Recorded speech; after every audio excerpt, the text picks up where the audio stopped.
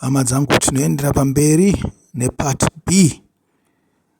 Tava kutaurisa hukama hwerudo pakati paMwari nomunhu. Tambotaura kuti hukama hwose huripo pakati pemunhu nemunhu hwakakurisa hwacho ndihwo hwekuti munhu anoita mukadzi wake agoita mwana wake. Asi munhu iye aita mukadzi nomwana, mwana anozvarwa kubva mudumbu remukadzi wake, iye akatobvawo kune mumwe mukadzi akanga ari mukadzi wemumwe murume.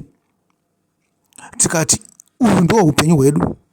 Zvikanzi paanobva pamhuri yake yokutanga ari mwana achienda kunoita baba, hukama hwake nemhuri yaakambenge ari hwaganhurwa. Mwari akazviitirei izvozvo? Akazviita nokuda kwokuti ava baba murayiro wava mutsva. Achatevedza nzira dzose dzababa wake, kuti bhuku raEzekieri 3 rigonzi nderazvokwadi. Ezekieri 18:17 handichanyatsorangarira, asi panotaurwa kunzi baba vadya mazambiringano vava, vana ndivo vaita ugugu, kana muchiziva zvandiri kureva, kuti mwana haangaroverwe zvivi zvababa wake. Paakanga ari pasi pababa akanga ari mwana, asi zvino zvaakura zvaabva zero wava kuziva zvakaipa nezvakanaka, akutsaura zvakaipa zvababa wake nezvakanaka zvababa wake. Iye pachake achauyawo nemirayiro yakanaka yeimba yake itsva. Uyezve hatinga expecte kuti achararama ari mutsvene, achauyawo nemimwe mirayiro yakaipa inotorwa navana vake. Chakangoipa chete chekuti vana vatadze kuziva pakati pechakanaka nechakaipa. Ndosaka tichiti vana ngavadzidziswe shoko raMwari pakukura kwavo, nyangwe vachiona zvavo zvinoita baba vavo namai vavo, asi kana vakakura vane shoko vachaziva chakaipa nechakanaka. Amen. Takataura isu pamusoro paGenesisi 1 pamusoro pekusikwa kwomunhu, asi zvino patinoenda kuVhangeri yakanyorwa naJohani 1 chapter 1 inotirakidzawo hukama huripo pakati pemunhu naMwari. Inoverenga ichidai: pakutanga pakanga pane shoko, uye shoko rakanga riri kuna Mwari, uye shoko rakanga riri Mwari. Iye aiva kuna Mwari kubva pakutanga. Zvinhu zvose zvakaitwa kubudikidza naye, kunze kwake hakuna kana chinhu chakaitwa pane izvo zvakaitwa. Amen. Zvichireva kuti Mwari vakataura, zvinhu zvikavapo. Mwari vakarayira, zvinhu zvikavapo. Iko kurayira ikoko ndiko kunzi munhu wepiri akanga ari kuna Mwari, uyezve akanga ari Mwari. Kana iwo une vanhu vaviri hauzvizive, ini ndinofunga pamatheories angu ekustada, ndinofunga kuti munhu wose ane vanhu vana, asi haiziriyo nguva yekuzvitaura nasuno. Atendei zvedu pavhesi 4. Maari maiva noupenyu, yatisangire pavhesi 3. Zvinhu zvose zvakaitwa kubudikidza naye, kunze kwake hakuna kana chinhu chakaitwa pane izvo zvakaitwa. Muri kuzvinzwa kare? Zvikanzi Ishe Jesu ndivo musiki. Amen. Nokuda kwekuti kunze kwavo hakuna chinhu chakaitwa, kunze kweshoko hakuna chinhu chakaitwa, nyangwe Mwari aripo. Mwari ndiye akatorayira, ndiye musiki, asi nenzwi rake ndiro rakaita zvinhu izvi. Isu tingataura pamusoro pemufungo, tingataura pamusoro pemhumu waMwari, asi zvinonzi Mwari mweya. Andi izvo zvinotoda tsanangudzo yerimwe zuva zvakare.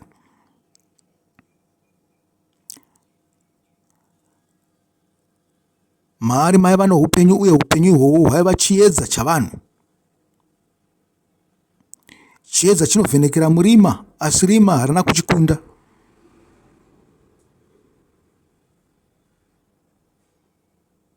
Muri kuzvinzwa?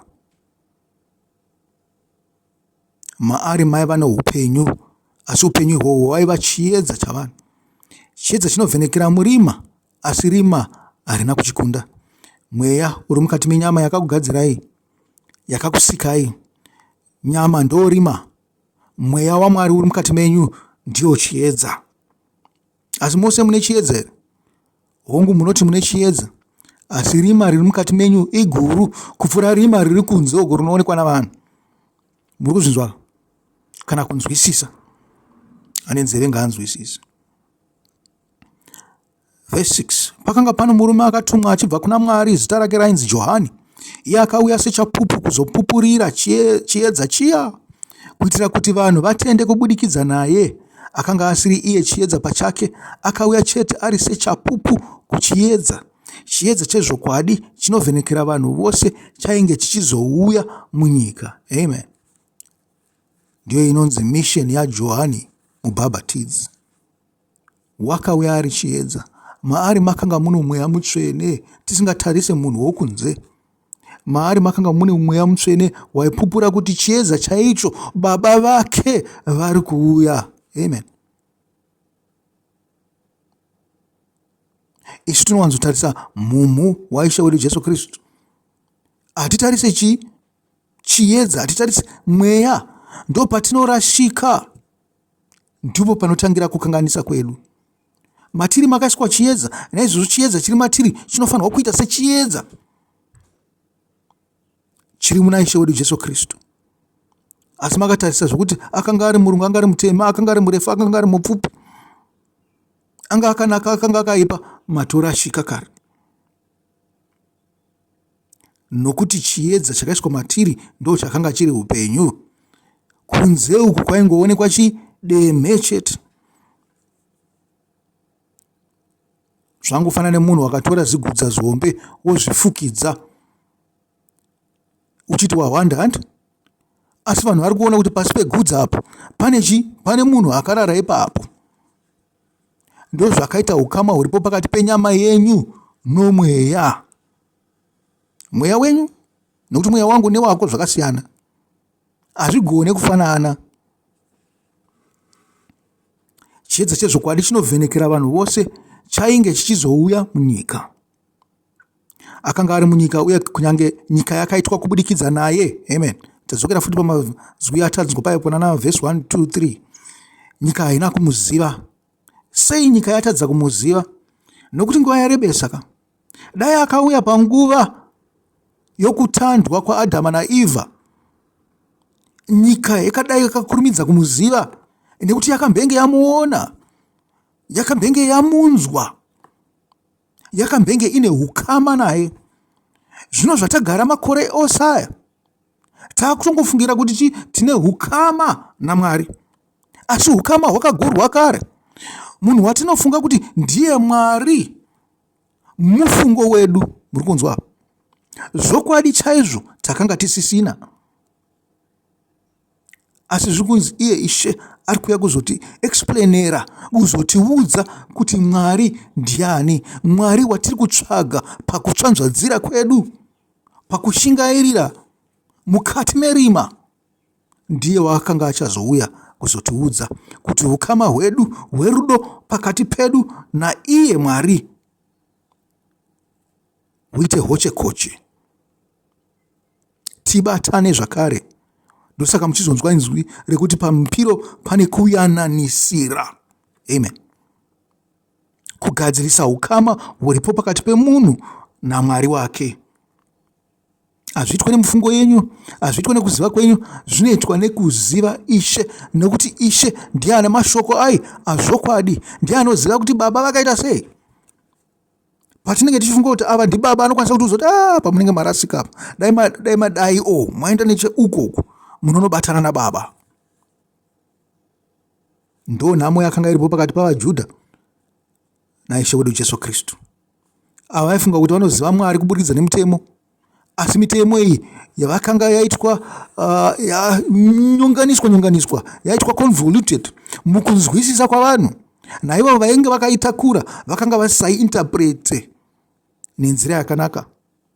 Vakanga vangozviitira kuti homwe dzavo dzizare ivo vawane cheuviri. Zvamwari izvo zvakanga zvava kure navo. Zvaitozoda munhu akanga asiri mukati metemberi, munhu akanga asiri wevana vani vaeri, anda kuti vaeri, varevhi, nekuti vana varevhi vakanga vozvikudza, vanga vakutozviita ivo ana Mwari pachavo. Aikwanisa kubva imomo mukati meimba yavarevhi, asi ane zvokwadi, asi sekunyorwa kwazvanga zvakaitwa pamagwaro, kunzi achatozobvawo kune imwe imba agoita muprista mukuru. Amen. Akanga ari munyika kunyange nyika yakaitwa kubudikidza naye, nyika haina kumuziva. Zvakafanana kuti baba vako iwo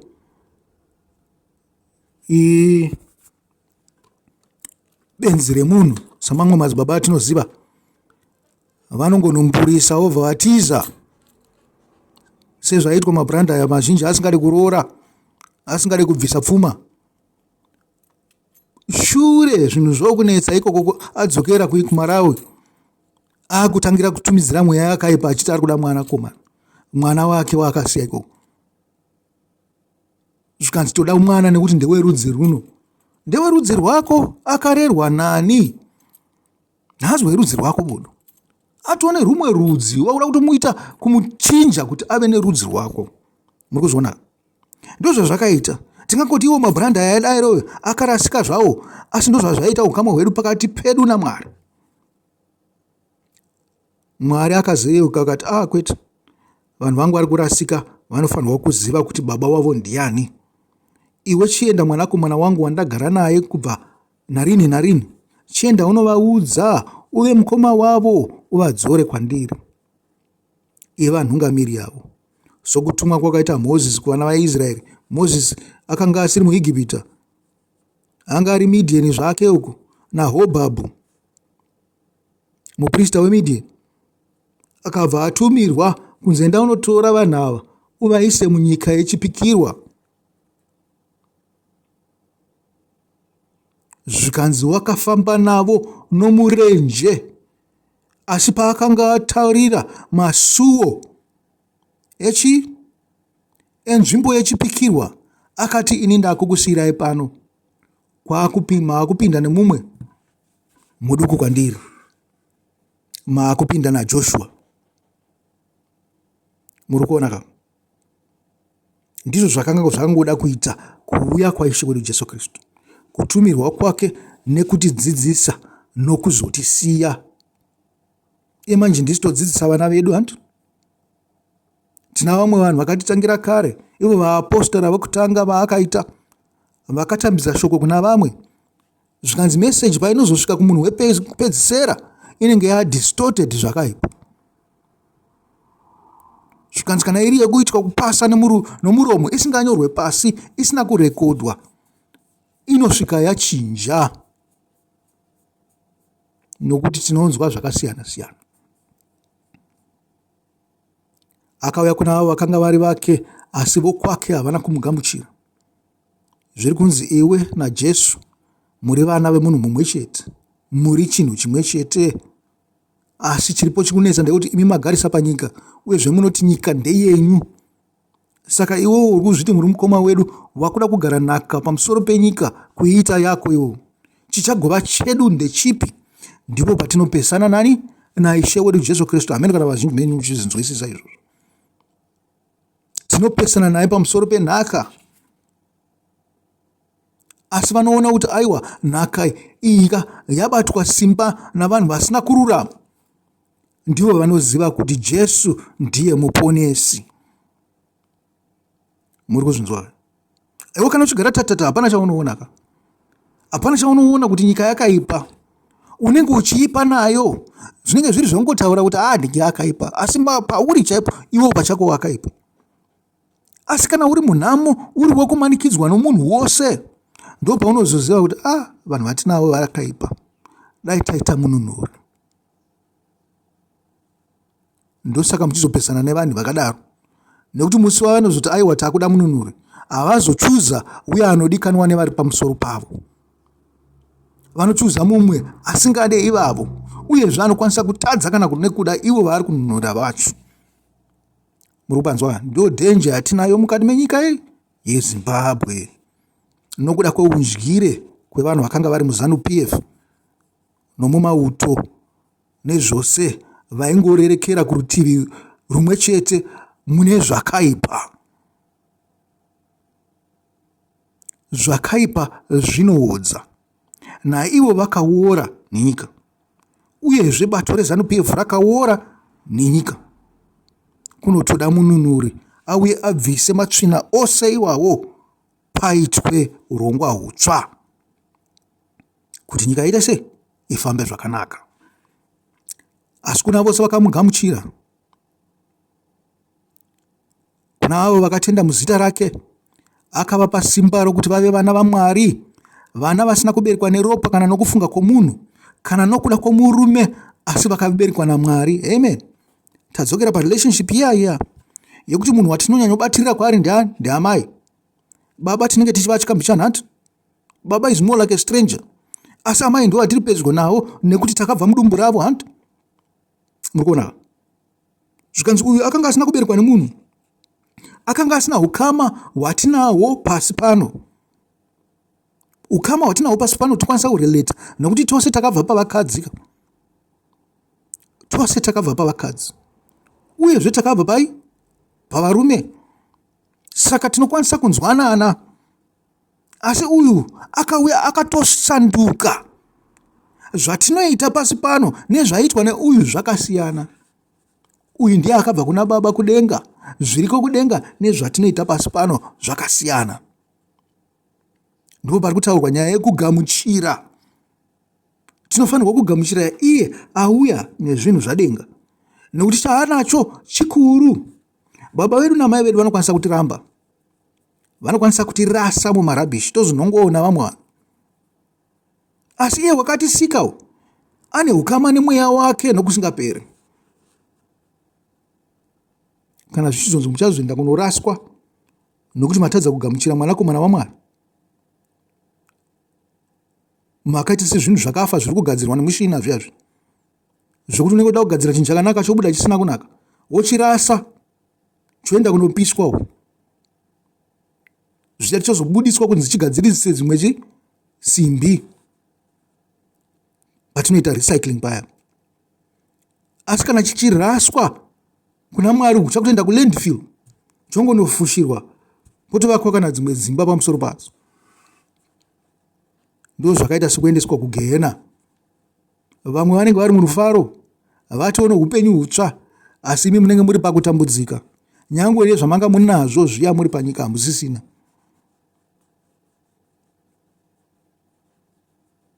Vana vasina kuberekwa neropa kana nokufunga kwemunhu, pabatise kufunga kwemunhu, zvichimirira distorted doctrine, distorted gospel, distorted scriptures. Shoko raMwari rakanga ratsveyamiswa, ratsikwa-tsikwa, ratsengwa-tsengwa nokusvipwa. Rakanga risiri chinhu chinoyanana nani naBaba. Naizvozvo iye ndiye aifanirwa kugadzirisa pakakanganisika pacho, kuti tive tinoyanana nokunzwanana naBaba wedu ari kudenga. Ndo pari kunzi apa, vasina kuberekwa neropa kana nokufungwa kwemunhu. Kufunga kwemunhu neropa zvakaipa, zvinoora.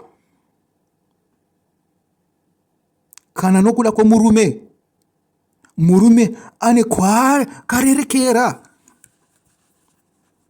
ane rutivi, haagone kuita zvinhu zviri pashawo, haagone kururamisira, haagone kuenzanisirana.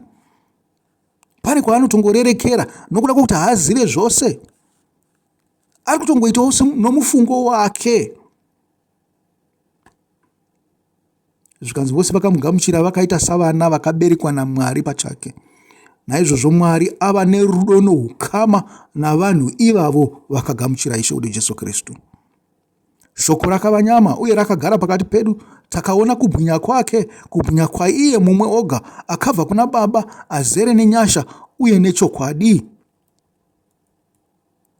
Johani anopupura nezvake, anodanidzira achiti, uyu ndiye uya wandakati anouya mumashure mangu, anondipfuura ini nokuti akanditangira, Kubva pakuzara kwake takagamuchira nyasha pamusoro penyasha, nokuti murayiro wakapiwa kubudikidza naMozisi, nyasha nezvokwadi zvakauya kubudikidza naJesu Kristu. Hakuna akamboona Mwari, asi mwanakomana iye mumwe oga ari pachipfuva chaBaba akaita kuti azivikanwe. Amen. Tinotoziva Mwari kubudikidza naIshe wedu Jesu Kristu. Ishe wedu Kristu akatouya kuzovaka bhondi iripo pakati pavanhu naMwari, kuti vanhu vabatane zvakare naMwari. Ndiyo bond of love yatiri kutaura pamusoro payo, kuti chinotibatanidza naMwari kuziva Ishe wedu Jesu Kristu, asi kuzvikuru kuziva zvose zvakataurwa mumagwaro kubudikidza naIshe wedu Jesu Kristu. Ishe wedu Jesu Kristu ndiye aita sefa yezvinhu zvose zvakataurwa mumagwaro, kuti tizive Baba wechokwadi. Hakuna mumwe anoziva Baba, saka ndiye anotitaura kuti apa pazi right. Mubhaibheri iro ranotitaura kuti hapazi right, apa ndiwo pakanaka. Muda mufananidzo here pamusoro pekuwanana paya?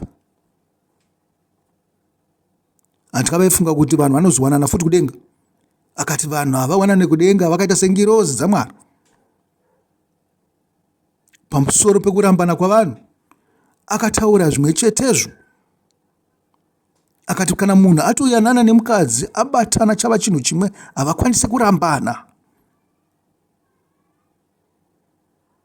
Muri kuzvinzwa kaizvo? Pane zvizhinji zvaakatitaurira, zvaakagadzirisa, zvataifunga kuti zviri right, izvo zviri wrong. Uyai tiende pana Deuteronomy 10, tingonobata mavhesi maviri chete, maybe 12 and 13, kuti tiite kuti chirongwa chedu chiite chipfupi. Tiri kutaura pamusoro pebhondi iripo pakati paMwari navanhu. Musoro wenyaya ipapo unotsanangudza zvose, unoti itya Jehovha. Iro shoko richibuda mumavhesi iwowo richiti, zvino iwe Israeri, Jehovha Mwari wako anodeiko kwauri, kunze kwokuti utye Jehovha Mwari wako. Amen. Kutya ndo kune zvimwe zvinhu zvose zvinozotaurwa muvhesi iyoyo, zvinotevera vhesi iyo zvataurwa apa. Zvinoti ufambe munzira dzake dzose, umude, uye ushumire Jehovha Mwari wako nomwoyo wako wose, nomweya wako wose, uye uchengete mirayiro yaJehovha nemitemo yake yandinokupai nhasi kuti zvikunakire. Amen. Denga, kunyange nedenga ramatenga nenyika nezvose zviri mairi, ndezvaJehovha Mwari wako. Mukuzvinzwa ka? Zvinhu zvose ndezvaJehovha. Asi isu ngatimutye. Kumutya kwacho ndeko kumuteerera nokuita zvaanotaura. Kuita zvaanotaura zvangofanana nekuda Ishe wedu Jesu Kristu. Nekuti Jesu Kristu rakanga riri shoko risati rava nyama. Naizvozvo tikateerera shoko raMwari nokurida, takarifungisisa pamusoro paro, zvino nokuda kwezvatinenge tanzwa toshumira Mwari nemweya wedu wose, nepfungwa dzedu dzose, nesimba redu rose, nomwoyo wedu wose. Ndirwo rudo rukuru nohukama hukuru hwatinahwo naMwari. Apa zviri kutaurwa pamusoro pekuti isu kana taakudzosera rudo kuna Mwari tinorudzorera nenzira iyi. Naizvozvo batisisai vhesi 12 na 13. Muzongowedzera zvenyu nevhesi 14, kuti muzive kuti Mwari wacho ndiani, ndiye muridzi wazvose. Ngatichiendai pakuti Mwari rudo rwake rwakaita sei. Endai pana Johani, tichitangira pana Johani 3 zvakare. Tamboita Johani 1, toenda pana Johani 3 vhesi 14.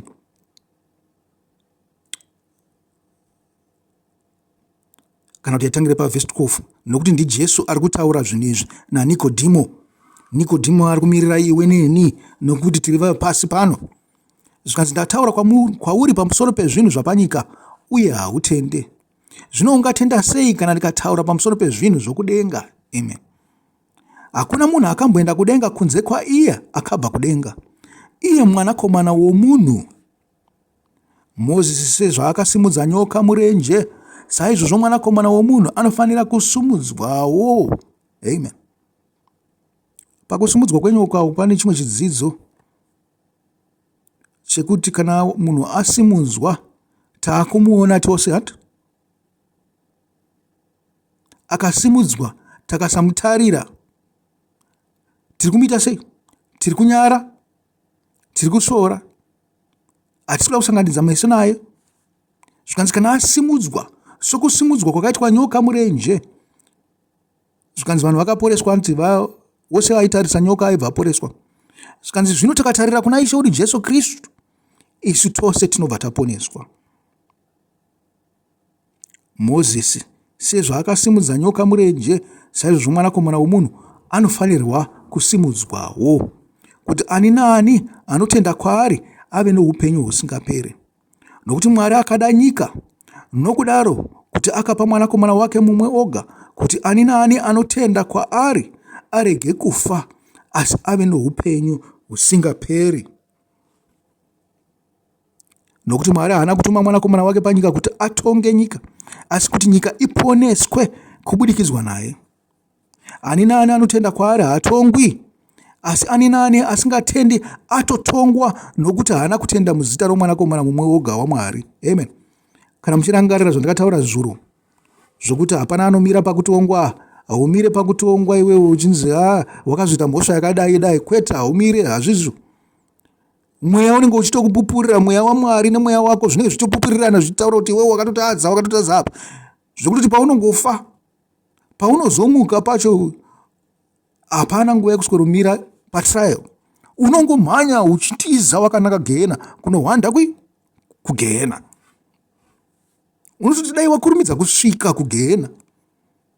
Nyange zvedu tichifamba faster kupfuura namafambiro atinoita pasi pano, unenge watononokerwa nokuda kwemhosva dzaunenge nadzo.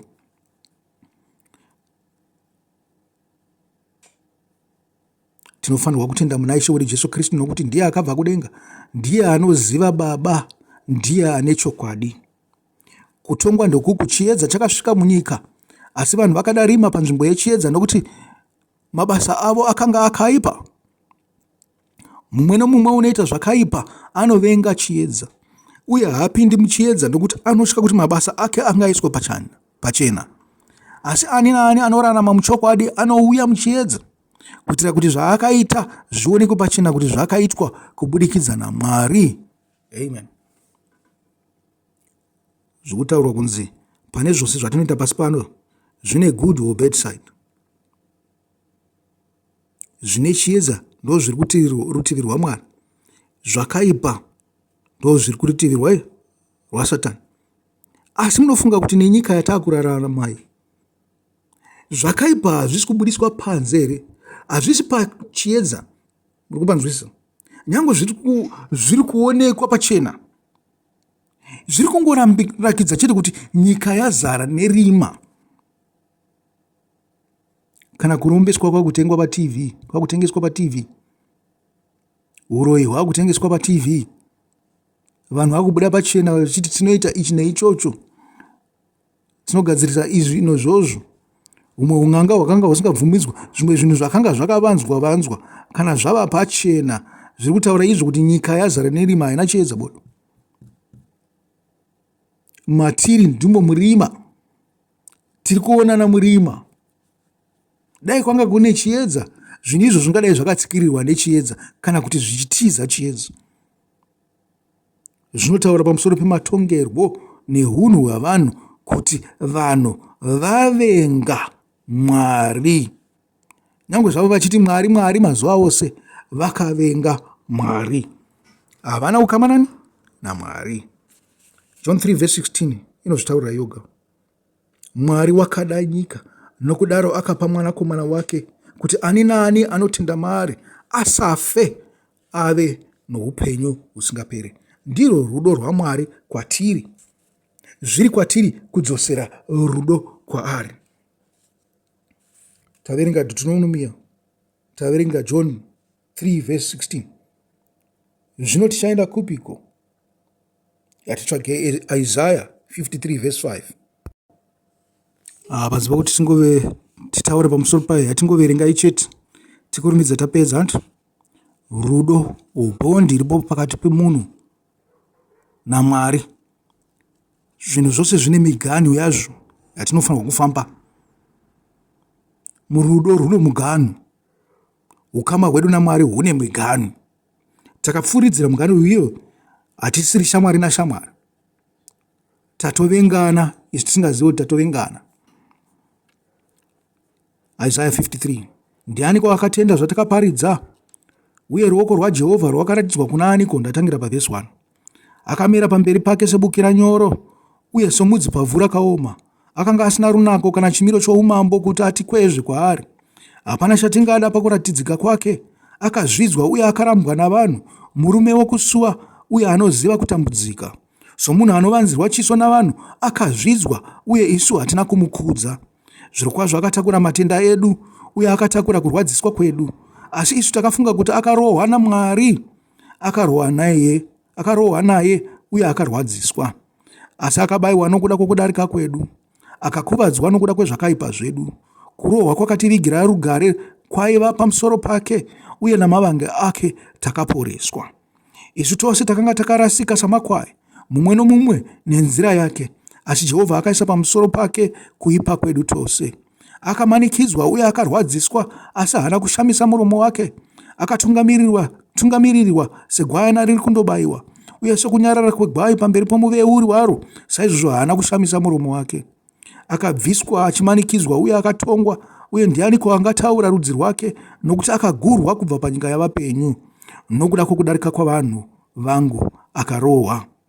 Akapuwa guva rake pakati pavatadzi, uye akava navapfumi pakufa kwake, kunyange akanga asina kuita zvechisimba, uye kunyengera kusina kuwanikwa mumuromo make. Amen. Zviri kutaurwa pamusoro perudo rwaishe wedu Jesu Kristu. Fungai zvakaipisisa zvose zvakaitika kwaari. Nokuda kwedu ndirwo rudo rwacho pakati pedu naishe wedu Jesu Kristu. Rudo irworwo. Asi zvataifunga pamusoro pedu pake zvakanga zvakaipa. Apa pazonzi pavhesi 9, akapuhwa guva rake pakati pavatadzi. Ndoda kukutsanangurirai kuti munoziva panonetsekana vanhu kuti vazive kuti Jona wakanzi achava mudumburei. Wakava mudumbure hove usiku hutatu kana kuti mazuva matatu. Ishe Jesu akati saizvozvo ndichava mudumbura pasi muguva kweusiku hutatu namazuva matatu. Vanhu havanyasozvinzwisisa antu. Vanhu havanyasozvinzwisisa. Usiku ihwohwo hwaadya Paseka navadzidzi vake ndihwo hwatanga matambudziko ake. Ndiro guva paratangira. Haritangirire pakuiswa muvhu, rinotangira pakuti ane simba pamusoro pako ndiani. Kana ari Satani, iwe wava muguva, wava mumumvuri worufu, wafa. Muri kuzvinzwa? Akanga asisina simba pamusoro pezvakanga zvichazoitika kwaari. Ndirwo rufu. Nokuti munhu wose mupenyu achine simba pamusoro peupenyu hwake. Asi akafa haachisina simba, warova. Guva haritangire kuiswa pasi muvhu. Rinotangira Satani paanenge aita take and control. Kana atora matomu Satani, wafa. Saka zvichinzi tose isu takafa kana tisiri muna Ishe wedu Jesu Kristu. Nyangwe tiri kufamba netsoka dzedu, takafa, tiri murima, hatizivikanwe kuna Mwari. Nokuda kwezvitadzo zvedu zvakauya kuzobviswa naIshe wedu Jesu Kristu izvi. Chinzwai apa. Asi kwakanga kuri kuda kwaJehovha, rudo rwaJehovha kwatiri. Tapa vhesi 10. Asi kwakanga kuri kuda kwaJehovha kuti amukuvadze uye aite kuti atambudzike. Afanane nani? Nesu. atambudzike panyama. Uye kunyange zvazvo Jehovha akaita kuti upenyu hwake huve chipiriso chezvivi, achaona zvibereko zvake uye achawedzera mazuva ake, uye kuda kwaJehovha kuchabudirira muruoko rwake. Shure kwekutambudzika kwomweya wake achaona chiedza choupenyu, uye achagutsikana nokuziva kwake. Muranda wangu akarurama acharuramisira vazhinji, uye achatakura kuipa kwavo. Naizvozvo ndichamupa mugove pakati pavakuru vakuru, uye achagoverana zvakapambwa navane simba, nokuti akadurura upenyu hwake kusvika parufu, akaverengwa pamwe chete navadariki. Nokuti akatakura chivi chavazhinji, akanyengeterera vadariki. Amen. Hatidi kutaura pamusoro pezvakawanda, asi urwu rudo rwababa norudo rwomwanakomana kunesu kuvanhu. Ndiyo Isaya 53. Genesis 1 verse 26 munoiziva, inotaura pamusoro pechinhu chinonzi mweya nokusikwa. Mwari ndiye akatisika norudo. Tingaiverengei? Yativerengei? Okay, yativerengei. Genesis 1 mavambo, tichitangira zvino paverse 26. Ipapo Mwari akati, ngatiitei munhu nomufananidzo wedu, akafanana nesu, uye ngavave nesimba pamusoro pehove dzegungwa, napamusoro peshiri dzedenga, napamusoro pemombe, napamusoro penyika yose, uye napamusoro pezvisikwa zvose zvinokambaira panyika.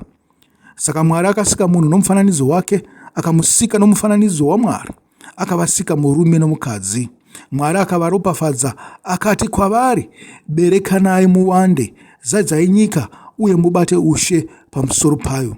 Muve nesimba pamusoro pehove dzegungwa, napamusoro peshiri dzedenga, napamusoro pezvisikwa zvipenyu zvinokambaira panyika. Ipapo Mwari akati, ndinokupai miriwo yose inobereka iri pamusoro penyika yose, nemiti yose ine michero ine mhodzi mukati mayo, zvichava zvokudya zvenyu. Amen. Kumwe kwese hakusina basa, asi ndipo patinoda kutarisa ipopo pokusikwa kwomunhu naMwari.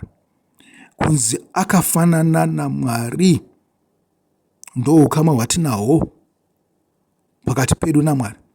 Chatikonzera kuti tisafanane naMwari chivi. Zvikanzi akanga ave nesimba panyika pamusoro pezvinhu zvose, nyangwe nechivi. Chatikonzera kuti tisave nesimba ndicho chivi chatakaita. Hatisina kufanana naMwari kana naJesu kana neshoko, nokuti tava muchivi. Takaitwa mumufananidzo wake. Kuitwa kwedu kwaenderana nezvinhu zvose zvaanoita, zvaanoda. Ndo mufananidzo waMwari. Kwakanga kusingaenderane nezvinhu zvaakavenga. Kana tave nezvinhu zvaakavenga, tave nemufananidzo wezvinhu zvaakavenga, tasiyana naye. Amen. Hukama bond pakati pedu naMwari, iyo yakaitwa pakutanga pataverenga pana verse 26 na 27 na 28, ndiyo yakauya kuzogadziriswa naishe wedu Jesu Kristu, kuti tidzokere patakanga tiri kubva pakutanga. Rangarirai hama dzangu kuti rudo inzira inoenda nekudzoka. Love is a two-way street. Rudo ndipewo, ndikupewo, ndiwo hukama hwerudo. Tikaenda pana Micah 6 inotsinira pamusoro pezvatambotaura pana Deuteronomy. Deuteronomy tatarisa kupi zvema? Tatarisa pana Deuteronomy 6 verse 5 and I think Deuteronomy 10 verse 12 to 13 na Deuteronomy 6 verse 5 muzonopatarisa mumega. Inotaura ichiti, ndichauya neiko pamberi paJehovha, uye ndigokotama sei pamberi paMwari anokudzwa. Ndingauya pamberi pake nezvibayiro zvinopiswa nemhuru dzine gore rimwe here? Ko, Jehovha angafadzwa nezviuru zvamakondobwe uye nezviuru 10 zvenzizi dzamafuta here? Ndingape dangwe rangu nokura kwokudarika kwangu, iye chibereko chomuviri wangu pamusoro pokutadza kwomweya wangu here? Akakuratidza iwe munhu kuti zvakanaka ndezvipi uye ndezvipi zvinodiwa naJehovha kubva kwauri, kuita zvakarurama uye kufarira kunzwira ngoni nokufamba naMwari wako wakazvininipisa. Amen. Ndo zvinodiwa kwauri kubva kuna Jehovha. Kana wakaita izvozvo wava neukama naJehovha. Saka tiri kuti kuunderline Micah 6 verse 8. Takunopedzisa, hatichapedza nguva tichitsanangura. Johani 6 verse 25 inoti Jesu ndiye chingwa choupenyu. Zvikanzi vakati vamuwana ari mhiri kwegungwa, vakamubvunza vakati, Rabhi, makauya kuno riniko? Jesu akapindura akati, ndinokuudzai chokwadi kuti muri kunditsvaka kwete nokuda kwokuti makaona zviratidzo, asi nokuda kwokuti makadya zvingwa uye makaguta. Zvikanzi makanzwa shoko mukafadzwa naro. Musashandira zvokudya zvinopera, asi shandirai zvokudya zvinogara kuupenyu husingaperi, zvamuchapuhwa noMwanakomana woMunhu. Mwari Baba vakaisa chisimbiso chavo paari. Ipapo vakamubvunza vakati, tinofanira kuita seiko kuti tiite mabasa anodikanwa naMwari? Jesu akapindura akati, basa raMwari nderiri, kuti mutende kune iye waakatuma.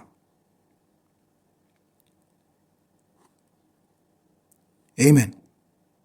Tingawedzera zvedu. Jesu akapindura akati basa raMwari nderiri, kuti mutende kuna iye waakatuma. Saka vakamubvunza vakati, muchatiratidza chiratidzo cheiko chatingaone kuti tigokutendai? Muchaiteiko? Madzibaba edu akadya mana murenje sezvo zvakanyorwa zvichinzi, akavapa chingwa chakabva kudenga kuti vadye. Jesu akati kwavari, zvirokwazvo ndinoti kwamuri, haasi Mozisi akakupai chingwa chakabva kudenga, asi kuti ndiBaba vangu vanokupai chingwa chezvokwadi chinobva kudenga. Amen. Jesu ari kutaura kuti nguva dzose zvakanaka kuti tinge tichiverenga vhangeri. Zvakanaka kuti tinge tichiverenga pamusoro perugwaro rwokuparidza kwake, rwevhangeri yake.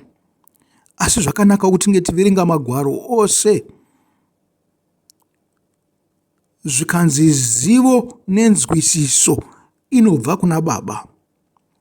Ndiye anotidururira kana tichivavarira nokutsungirira kuda kuziva Baba, kuverenga nekustada, nokufungisisa nokumediteta pamusoro peshoko raMwari.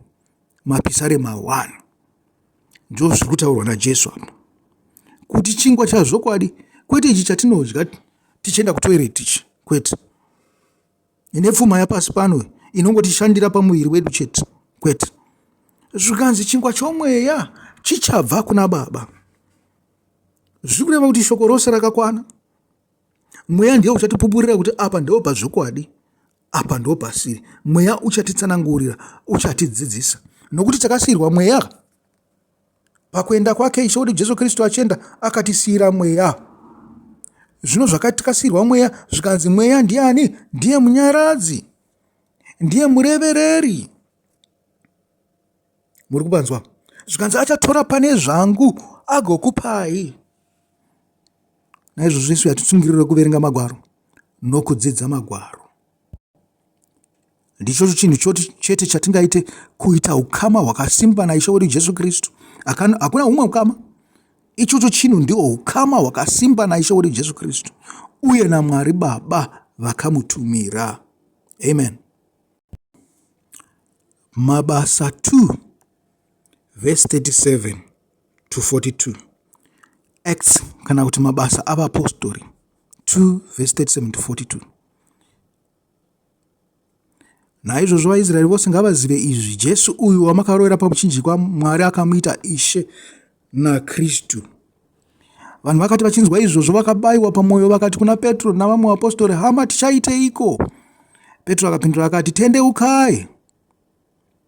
Hama dzangu, ndinokuparidzirai ndichiti tendeukai, mubhabhatidzwe mumwe nomumwe wenyu muzita raJesu Kristu, muregererwe zvivi zvenyu uye mugogamuchira chipo chomweya mutsvene.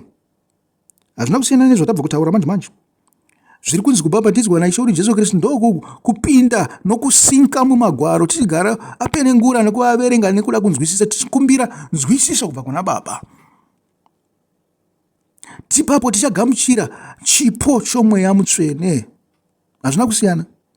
Imi munofunga kuti kuiswa pamaoko navaprista nokuiswa mumvura ndiro rubhabhatidzo rwaitaurwa? Kwete, uru ndiro rubhabhatidzo rwazvokwadi. Hakuzi kuiswa kwenyu maoko pamusoro kunoita kuti muve vatsvene. That was just symbolic. Zvichiteedzawo tsika yana Mozesi nana Abrahama navamwe vosa, yekuti Mozesi paakanga oenda akaisa maoko ake pamusoro paJoshua, zvikanzitora mwoyo yawo uri kubva kuna Baba. Hazvisi zvinoenda namaoko, kwete.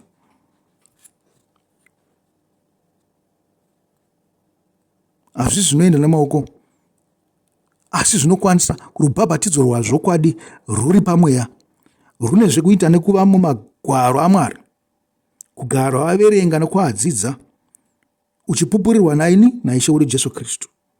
Mweya mutsvene ndiye uchakuzarurira. Ndicho chipo chemweya mutsvene ichocho, chekuzarurirwa, chatinogamuchira. Tatinopedzera pa42. Chipikirwa ndechenyu navana venyu navose vari kure navose vachazodanwa naShe Mwari wedu. Amen. Kusvikira kwatiri wesu tiri pasi penyasha, akavayambira namamwe mashoko mazhinji uye akavakumbirisa achiti, muzviponese parudzi urwu rwakaora. Munozviponesa ndimi, musafunga kuti pane mumwe achauya kuzokuponesai.